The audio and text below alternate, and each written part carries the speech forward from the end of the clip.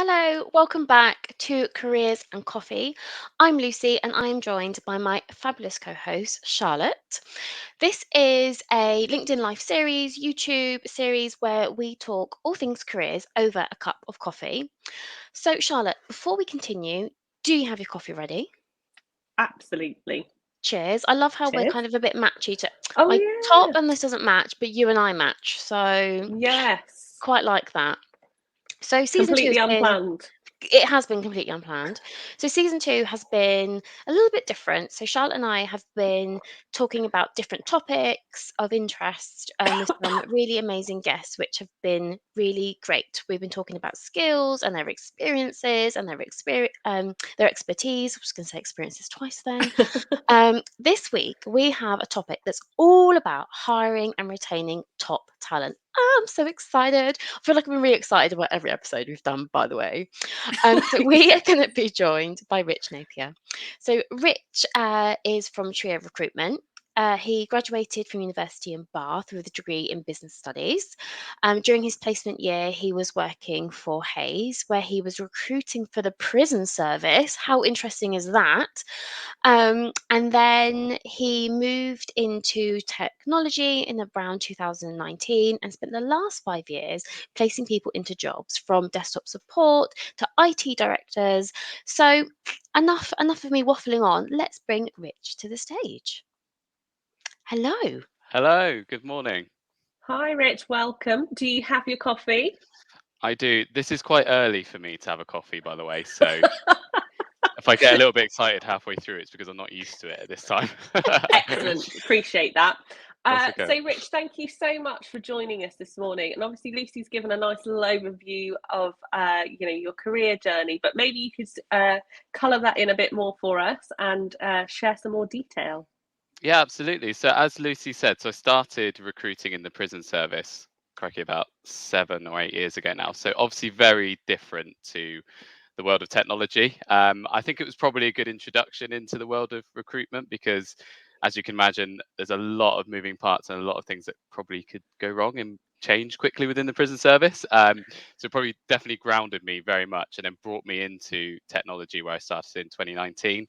And now, yeah, spent the last 5 years, as Lucy mentioned, hiring from every kind of level within technology. So from service desk, literally all the way up to IT director level. My role now has changed a little bit. So I'm an account manager for a number of our clients at Tria. As of a couple of weeks ago, I have my own team now, which is exciting. Um, Yay. Thank you. It is a team of one, but got to Hey, start a team somewhere. is, you've got to start somewhere. Absolutely. A team is a team.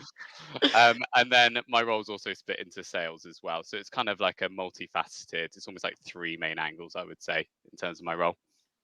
Nice. Congratulations. It's Thank actually you. really well deserved. Really Thank well you. Yes. deserved. Yeah, it's been Um, busy and it's been a lot of hard work, but yeah, yeah, getting there. it sounds busy. It's interesting, Rich, because you went from like doing a degree in business studies Yeah. and then recruitment for the prison service, and now into tech. Did did you know that you wanted to kind of end up in the recruitment industry? So I guess my when I was growing up, I was just a nerd. So I really, just to be frank, so I did really enjoy technology. So I think growing up, I was in the mindset that I probably would end up in a tech role in some way. But I Mm, think and we've spoke about this a lot. I think actually the opportunities when I was younger was you're either a developer or you didn't work in technology. So, Yeah. and Yeah. I wasn't very good at, and I never had the opportunity to code or anything like that. So I went and did a business degree because I liked business, and seemed like the best fit at the time. And naturally, it was just one of those roles that I kind of fell into. So my placement year meant I went and worked at Hayes. And to be fair, I just quite like talking to people, and it's a job where you basically get paid to talk for a living. So it kind of went hand in hand with what I like. And I just found that I did really enjoy it from that first year, and then luckily found my way into technology. And actually now I get to talk to people every day that growing up I probably thought would have been myself. So actually, it's kind of come full circle, mm. and I get to work with loads of cool tech companies and find out what they're doing, which is amazing because I can see so many different angles and so many different companies do things slightly differently, and it's just yeah, it's quite exciting. So, with all that being said, Yes. what would you say? And we've asked everybody that's been a guest this question. What has been your number one learning of your career to date? So I think for myself, I think in our job, from the outside, I guess it's quite hard to see this, but I'm a little bit of a control freak, so I like being in control of kind of everything that goes on. And our job has so many different moving parts, and I think probably the biggest learning is being able to let go of the things that you're not in control of. And I Okay. guess with any job, there's a lot of things where things will be out of your control and you can't control them. And probably in the earlier years, I spent a lot of time worrying about things or stressing about things that I just physically were completely out of our control. And naturally, we work with people every day, and sadly, people can be, unreliable. They can be fantastic, but sometimes things don't go right because Yeah. you can't control people. So I think the biggest thing for me is just being amazing and really, really good at controlling what I can control, but the things that I can't, is kind of by the by, and just being, I guess, a bit more stoic with it and just letting, being a bit more zen. And if things happen, they happen, that's fine. But just, I would say, being really good at controlling what I control, and the things that I can't is, that will just happen. That's a fantastic bit of advice, and interesting you touch on stoicism. So Yes. in one of our previous episodes, Will Maskell, who was talking Yes. about goal setting, he talked about his belief in stoicism, and it's Great. really interesting how it's popped up again in another episode. So thank you for Yes. sharing. Yeah, No, so no many problem. themes. Oh, sorry, Rich, I talked over you. That's okay. Go on. Rich, our kind of next question is kind of two questions in one, so Yeah. forgive me for this. But in your opinion and what you've seen, before we came on live as well, we were talking just around how 2023 was such a weird year for Hmm. recruitment and how difficult it was, and how finding roles was difficult. And Charlotte and I can definitely kind of spend probably 10 hours on an episode talking about how challenging that was. Yes. Minimum. Yeah. Minimum. Um, are, in your opinion, what do you think companies are doing well in terms of hiring? So that's perhaps the first question, but then Yeah. also retaining their talent, really. So in terms of hiring, I think there's, I guess, a number of things that we always kind of advise our clients on in terms of what's best in terms of hiring practices. Um, I think it starts right at the beginning, and Mm, I would say making sure when you've got a requirement to bring somebody into the business that that's kind of really fleshed out and you really understand what the person's coming in to do. yeah. And actually, this will go hand in hand with retaining that talent further on. But are you? I guess first of all, are you really serious about bringing somebody on? Because you have to be really dedicated to a hiring process to make sure that it runs smoothly and that every person within that process is bought into what you're doing and who you're looking to bring in. So I guess to begin with, it's really, really going down to requirements of what is this person going to be doing? How serious about this are we at bringing this person in? And starting with that as a really kind of, I guess, really serious start to actually bringing somebody into a business, because otherwise if you're kind of half in and not sure exactly what they're doing, one, that's going to reflect your brand poorly in the market anyway, because I expect things will be slower, and you'll probably end up bringing somebody in who's not right for the role. So I'd say to begin with, definitely you want to be serious about that hiring process and that practice of bringing somebody in. Yeah, Rich, do you know what? Sorry, I'm kind of jumping in with That's something okay. that you're saying there, but I find that interesting that you say that because when you're recruiting, it's quite an Mhm. expensive thing to do. Absolutely. So to not be serious about it, you're wasting people's time, you're wasting Yeah. the company's money. It's just really interesting because I've never really, because when I've hired, I've been like deadly serious, like, Yeah, yeah, yeah, yeah, and Charlotte probably is exactly Yeah, the same. yeah, absolutely. But All to in. have you saying that makes me be yeah. like, no wonder why sometimes the recruitment industry, stuff that you're saying there, I already feel like I'm starting to have a bit of a different. Rich, I obviously know you, so I Yeah, obviously think I always promote you anyway on LinkedIn. But like yeah. some other recruiters, like no wonder why they've had some of these challenges. That was Yes. just my 5 pence worth in there. Yeah, absolutely. And sometimes you don't see behind that. And a lot of the Mm, time things can be slow, but trust me, it's never ever from our end. As recruiters, we are quite pushy people and we want things to move quickly and we we want know. No, we want hadn't heard that, Rima. Yeah, I think everyone would be like, oh yeah, of course. I think that's Um the understatement of the century, but okay. but for us, it's never at our end that things are slowing down. It's always, at the other end. Mm, I guess alongside that is the streamlining of an interview process. So once you've got that and you're dedicated, the one thing that I always do, and us as a business that we're trained to do, is sit down with our hiring manager and say, look, what does this process exactly look like? Have you got time booked out in your diary when you can be free to, one, brief me fully on the role? So Mm. that'll be a good half an hour to an hour to talk through everything. One, set time in your diary for CV reviews, set time in your diary for first stage interviews, second stage interviews, final interviews. And then everybody within that process has a really clear defined path of when we're going to have the first stage interviews, when we're going to have the second stage, when we're going to have finals. And then that way, if it's already in someone's diary, it's just so much easier to make that process really slick. Mm. And obviously, for both yourselves, you've been on both sides of the fence quite recently as well, which is exciting. So you understand that from a candidate's point of view, if you're going to an interview process and it's really slick, and you're getting feedback quickly, and you're getting interview dates quickly, and it's moving along at a good speed, that always sets the company in a good light. I think the worst thing is when you go to an interview and you don't hear anything back for a week, and then you're not sure about when the next stage is going to be booked in, and it's just kind of like a really slow process. That doesn't reflect well on the business. I think if you're going into an organization where you've been through an interview process, it's been fantastic, you know exactly when you're going to get feedback, you know exactly when your interview is going to be. That process, I think, just really improves an employer's brand as well. I think it's really interesting. You've talked about brand a few times, and Yeah. thinking about the EVP, so employer Yeah. value proposition.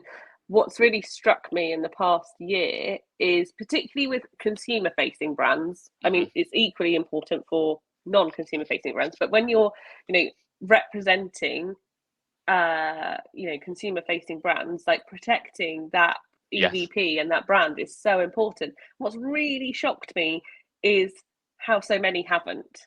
Yeah. And actually, I've now come away from some of those processes thinking, I'm probably never going to shop with that brand again, Yeah. because that process has been so terrible. I'm thinking, like, if that's how they treat people that they Yeah. want to work for them potentially, then what does that say more broadly about the brand? And I won't be alone in thinking that, I'm No. sure.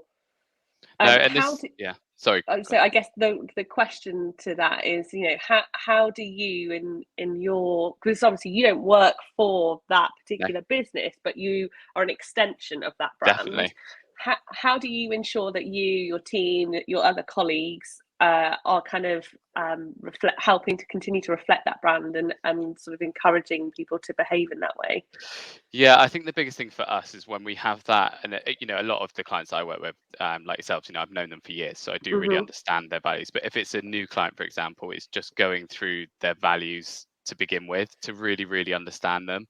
And something that we do is that we always make sure that we meet all of our clients normally, ideally before working with them, and we're on site with them, and just we go down and actually most of the time, sit in their office for a day and just really Yeah, understand, because otherwise it's really tricky to understand their kind of culture and values.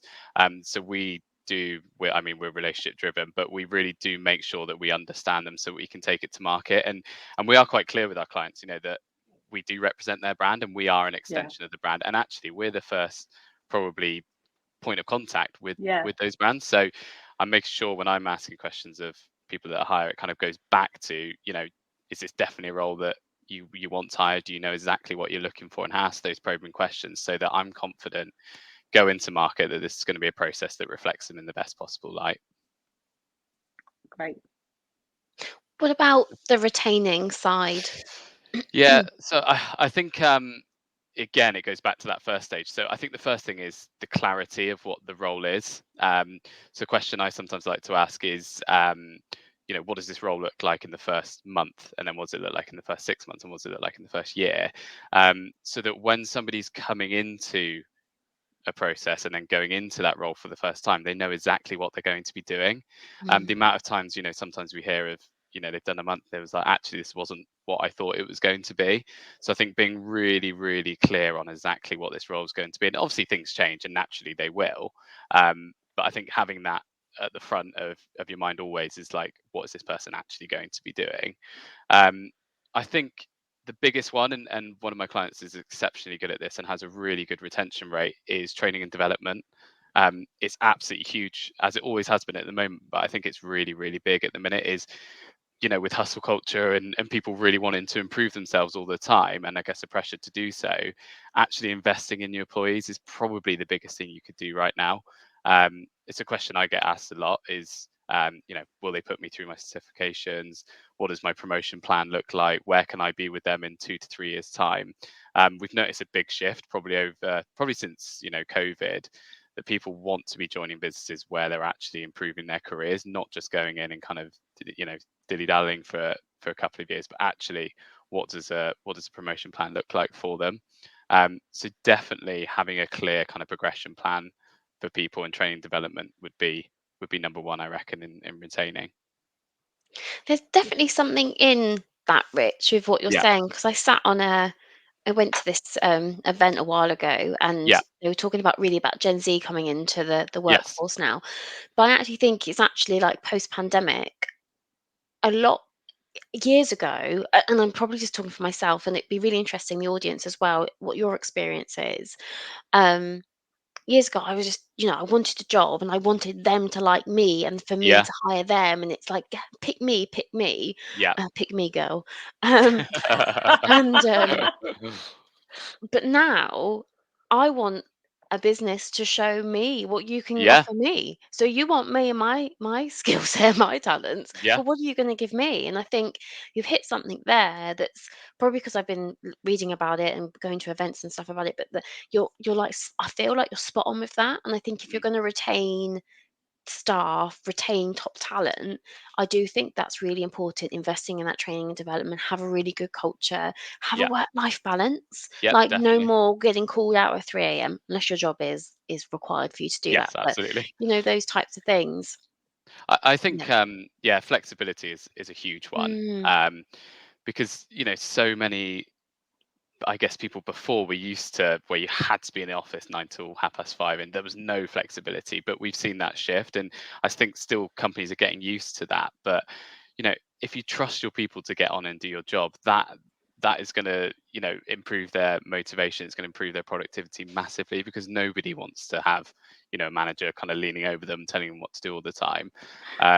So yeah, definitely flexibility, balance, but also opportunity to train and grow.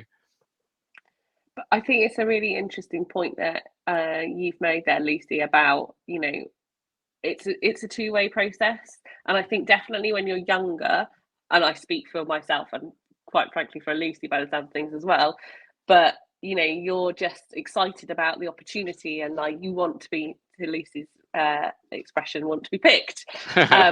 But I think now, and again, I'm not sure, and Rich, I'd love to know what your viewpoint Mm, is on this, is whether it's an age thing and you're just at a point where you're just mature and more experienced, and you're like, well, I don't like that, red flag, absolutely not. I've interviewed them, I'm going to withdraw. Uh, or whether it's actually culturally we've just moved along, and doesn't matter now whether you're a young person or mhm. somebody that's a bit more experienced, that there's that two-way process, because I do Yeah. still think that some companies still hire thinking, oh, you just want to work for me. Again, I come Yes. back to consumer facing brands, which is really arrogant in some Yeah. respects, because people, I do believe now people are kind of like, well, as Lucy said, what can you do for me? yeah. Yeah. But is it a 100%. generational thing? No, I think it's just been a big culture shift. So we have a session that we do run with hiring managers sometimes, where we do educate them around actually selling back. Yeah.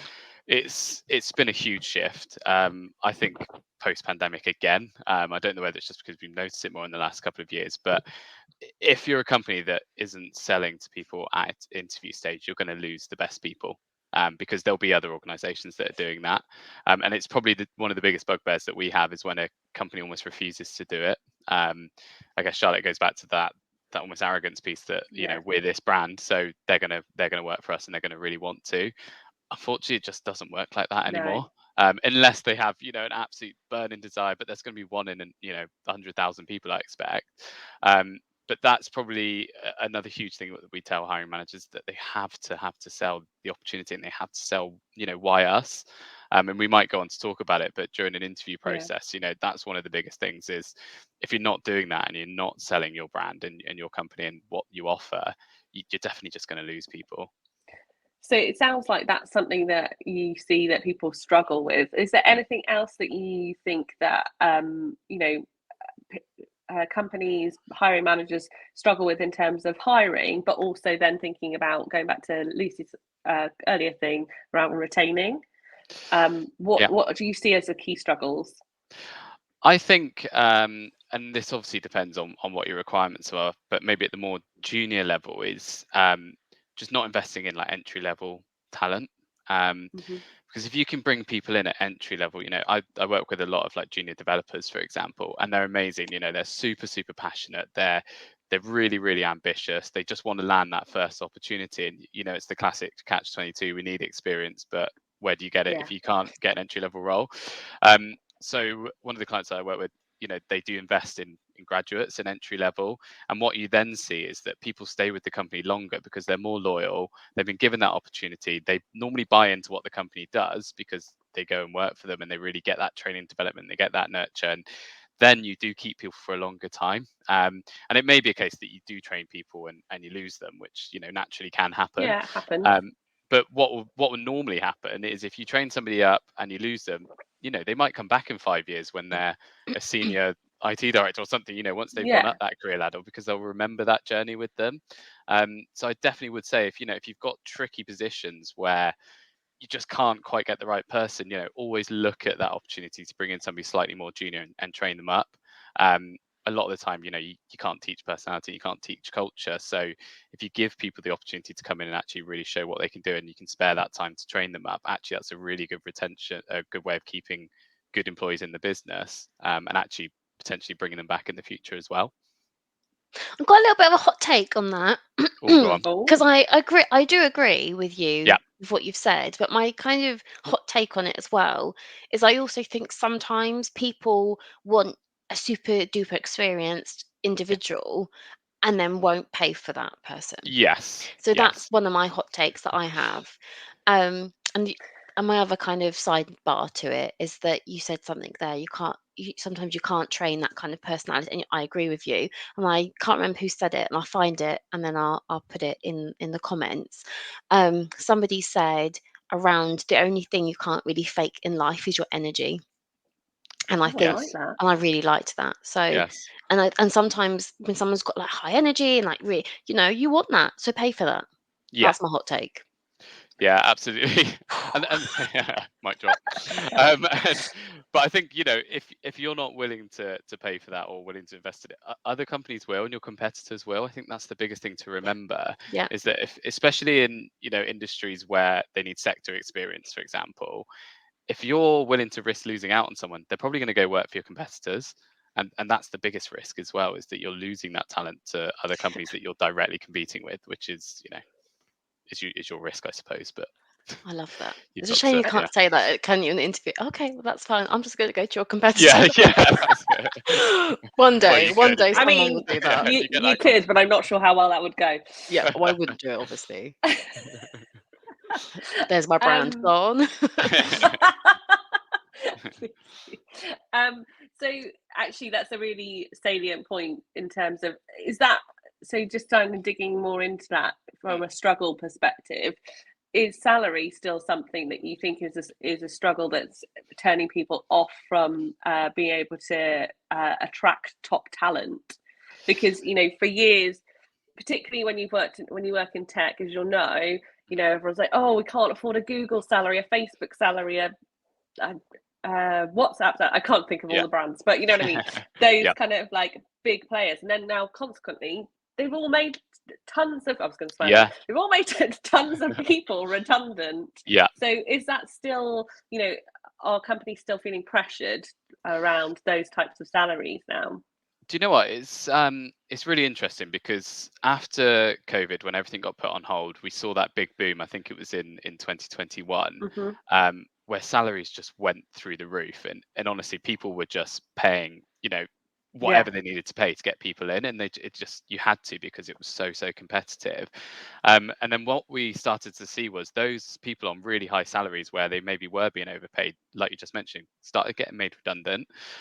So actually, what we're finding now is it's not so much about salary. Obviously, salary is always going to be really important because of obviously with everything going on at the Yeah. moment with cost of living, Mm. etc.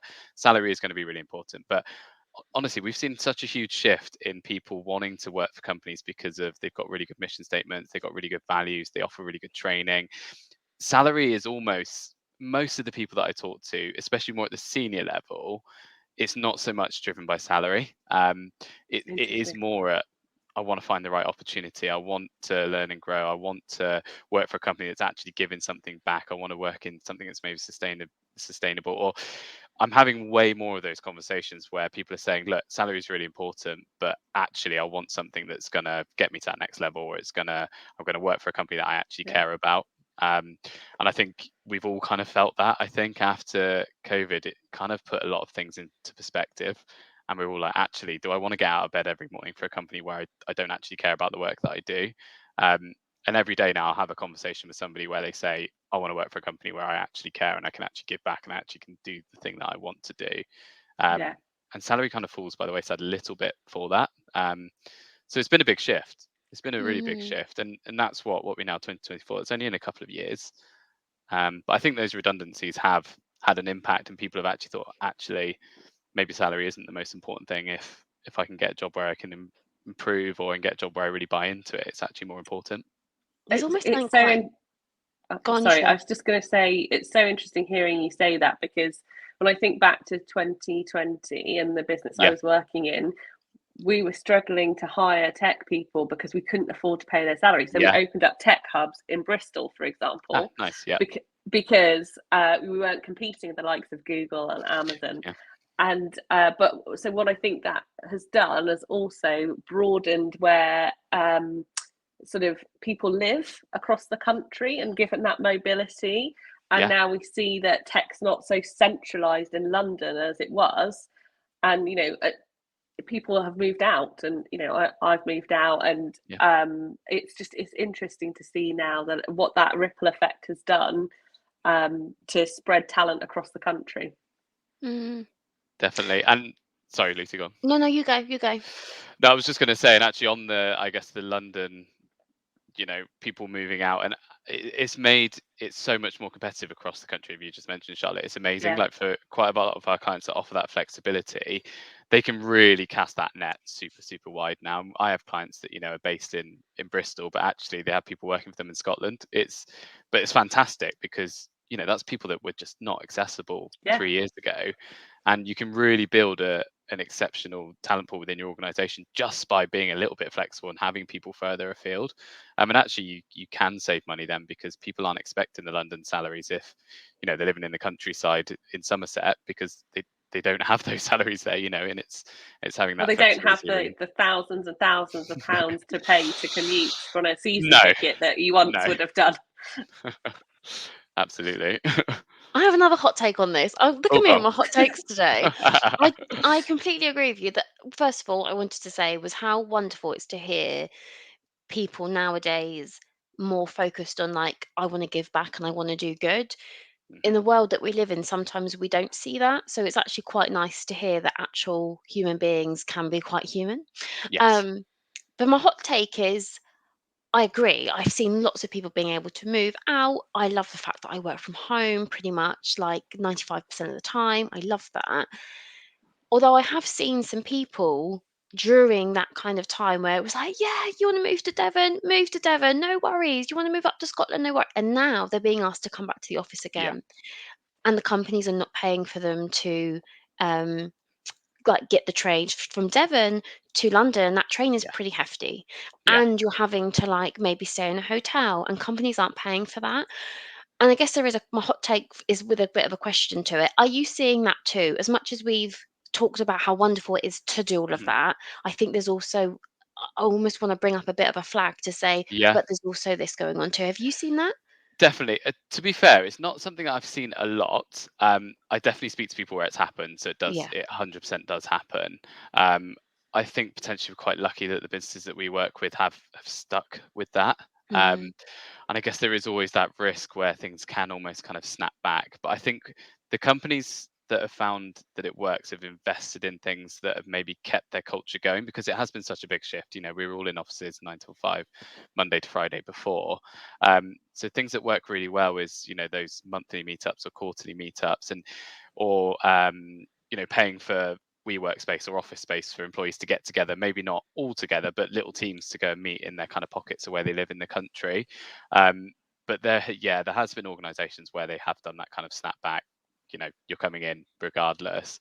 But those organisations will lose probably good people. And I think we're yet to maybe see that ripple effect of how that affect businesses, because that's something that's probably happened over the last year.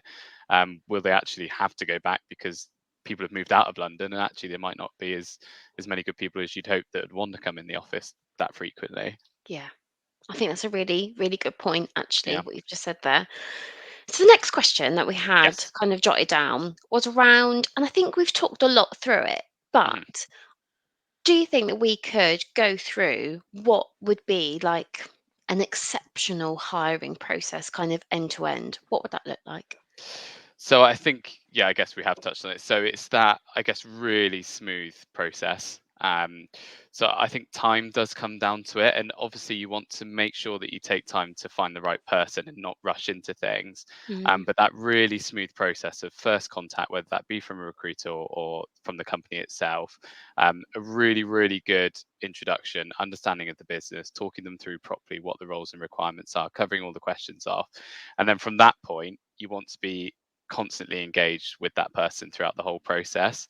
And a big thing that we, talk to our clients about is even after you finish that interview process and you've offered somebody the job, sometimes there's that 3-month notice period, especially in those more senior roles. So we always encourage, regular chats after that, coffee meetups, going to meet the team, all those things that just keep those touch points at all times, because people, they want to feel involved and they want to feel like you want them in the business. And I think always keeping those contact points at every single point is really crucial to retaining good people and for improving your brand and saying, look, if you join here, this is what it's like. We want to keep in touch, and we want to make sure everything is smooth as possible, and we want to answer your questions at all times.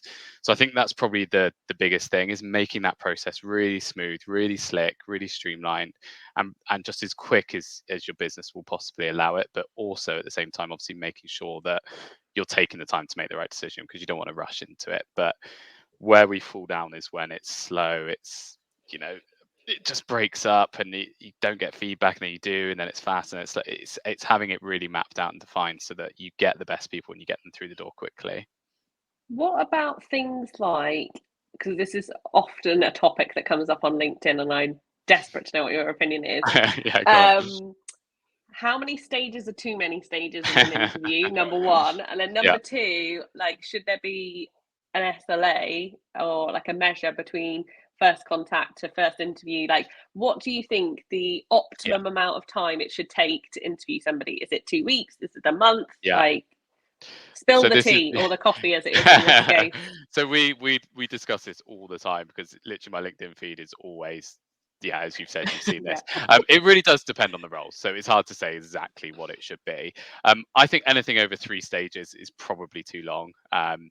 unless sometimes we talk and say a process has gone too quickly.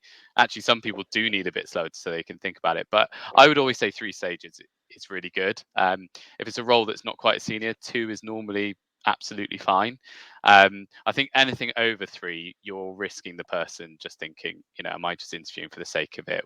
What Yeah. are they not? Are they not asking the right questions at interview to be able to assess my ability? And actually, after 3 stages, you're investing a lot of time. And normally, if you're interviewing somebody good, they're going to be interviewing at probably 3 or 4 other companies. Plus, they probably got a day job as well. They're not going to invest their time into 4 or 5 interviews. It's just not going to happen. So yes, I would say 3, 2 if it was slightly not quite a senior, Okay. and if it's contract, 1. There we go. Stake in the ground. I Done. agree to that. I also Good. concur. I think absolutely. I think certainly anything where I've been asked in more sort of senior positions to have more than 5 interviews, I've lost interest. Yeah. And because really they, in my personal opinion, you going back to the 3, at least one of those 3 should be a panel, and you bring everyone together rather than, Yeah. oh, you're gonna have an interview with this person, an interview that person, because it just drags the whole process Yeah. out. And Yeah. like you say, people are often in multiple processes, and if they move at a glacial pace, they're going to miss out on that talent. In That's it. terms of the second part of the question, which was like how long, what do you think the optimum time? So assuming that it's like the 3 stages you described, what is the optimum time to hire? Yeah, so we track these stats on, when the first person's interview in terms of placed. And I'm a never bit of again. and I'm also a bit of a spreadsheet freak, so I love all this stuff. Love But that. I would once again, it depends on seniority. If it's Yeah. a more junior role, anything probably over 2 weeks is pushing it a little bit. Just because those people, especially at more junior level, there's going to be more roles normally, so they will be interviewing at more companies. So 2 weeks is probably optimum from that first contact to offer. More senior, it really does depend, because those processes really can go on a little bit, because you need to meet multiple stakeholders. You probably need to do a presentation. So I would say probably like 3 weeks, sometimes Okay. 4, depending on, if it's IT director level, for example, you're probably going to need the time to put together a proper presentation and proposal, where you actually don't want to rush through that too quickly, because you want to make sure the candidates are putting together the best work that they can, and they're normally working a day job as well. But anything over 4 weeks is just a big no-no. It's just, I mean, Lucy, you just kind of summed it up. Sorry. No, but absolutely. My breath. But you guys have you've been on that side, haven't you, recently, and you just know from first-hand experience. Anything over a month, you're thinking like, are you even interested in me? Like, what is going on? It's so frustrating. Then the real surprise is when you then say to them, I've accepted something else, or I've decided to withdraw this thing too long. They're like, oh, but we really liked you. Oh, really? Well, you could have told me that 10 weeks ago. What about that? Yeah, exactly. What about that very long process we've been in, suggested that you just kept me hanging? Yeah. There's something else that you touched on there, which I'm sure our listeners are going to have questions about, which is, again, to use Lucy's phrase, a hot take, which is about presentations and tasks. So you see a lot of stuff on LinkedIn, particularly where people are like, I'm being asked to do a task. Should I be asked to be paid for this? Like, are they going to reuse my work? Yeah. What do you think about this? So one of the big issues we used to face was, and thankfully, I think tasks and technical tests seem to be kind of slowing down, and we don't tend to see them as much anymore. But the biggest red flag that we used to get was doing a technical test at the first stage. Okay. And that for me is just a big no-no, just because they've had no engagement with your brand. So if a client asks me, can we do a technical test up front? It's like, well, why would they? This goes back to that 2-way interview process of, they don't even know who they might not even know who you are, or what you stand for, or what your mission is, etc. They're probably not going to do that to begin with. I think there is always going to be a space for probably technical tests in those more technical roles, where sometimes it is difficult to talk through and assess somebody's technical capability just from having a conversation. But I think making those not too in depth, not going to take up 10 20 hours of somebody's time, but actually making a test where it assesses their ability, it gives them a chance to talk through what they've done. And actually that's something we found works really well. If we get somebody to do a technical test, but actually take it to the interview as like I'm going to talk through this, then it doesn't have to be perfect. It doesn't have to be building an app for the business. Just needs to showcase your ability, but actually then going in and talking about it. And actually it works really well as an interview tool, because people that are technical can then talk about the work they've done and actually showcase it. So I think in that way it works really well. It's when maybe a company asks you to build something that's maybe directly sounds like it's for the business, and they're almost kind of ripping off your work. Thankfully I've never seen that, but that I've heard of horror stories where that can happen. So I would say, if you are as a candidate tasked with a technical test, ask those questions. How long do I need to spend on this? How much in depth do I need to go? A lot of the time with us, it's do your test, but actually say what you would have done if you had 6 hours, not 2, and then talk through that in an interview. So I think there is always going to be a place for it, but it's just when and how long it takes to do it, I would say.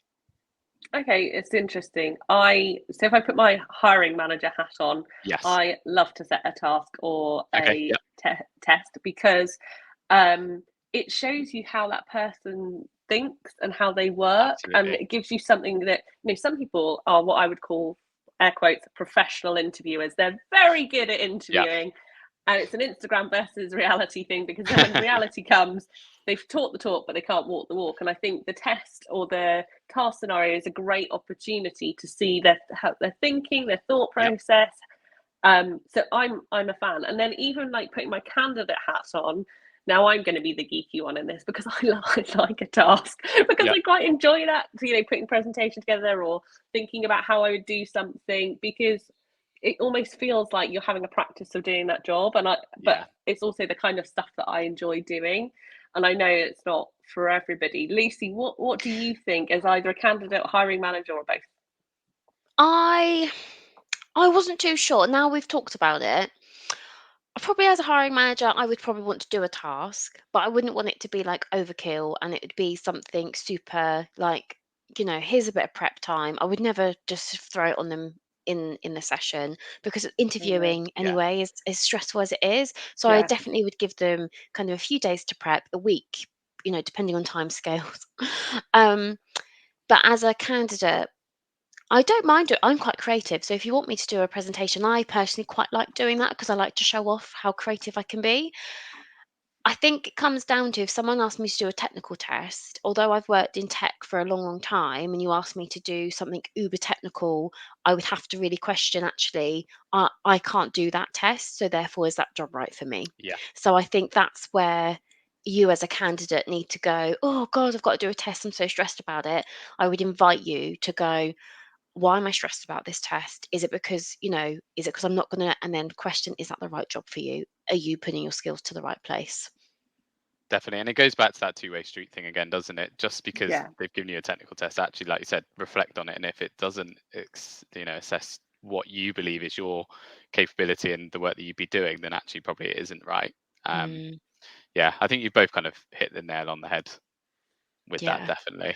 But just to, I guess, add on to that a little bit, some people enjoy them because it does give you something to talk about at interview. I think you both kind of said it there. You can go into an interview being like, look at this amazing work that I've done. I really want to talk through it. So I would always see it as an opportunity of, this is exciting. I can talk through something I've actually built and something I've actually done. Because I think sometimes, like you said there, Charlotte, I like that term, professional interviewer, is that, some people struggle with that, I'm just going to talking about trademark their that now. experience. Some people can struggle talking about their experience. It's something that we do see, is that I speak to some amazing people, and then we get interview feedback that they didn't actually tell me what they've done. And it's like, I just know that's probably interview nerves, or they haven't, they're Yeah, just not the type of people where they're extroverted and want to talk about all the amazing things that they do. So actually, if you especially in build, tech. especially in tech, yeah. So if you are more introverted, actually building something and saying, look, I've built this. This is what I Mm, can do, and I want to talk about it because I'm really interested in it, can have a really positive effect for somebody interviewing, and can just kind of bring them out and be able to actually talk about what they enjoy doing. So I think in that case, there is definitely a place for it. It's just, as you said, Lucy, is how long it takes and how much time you're putting to it, I guess. yeah.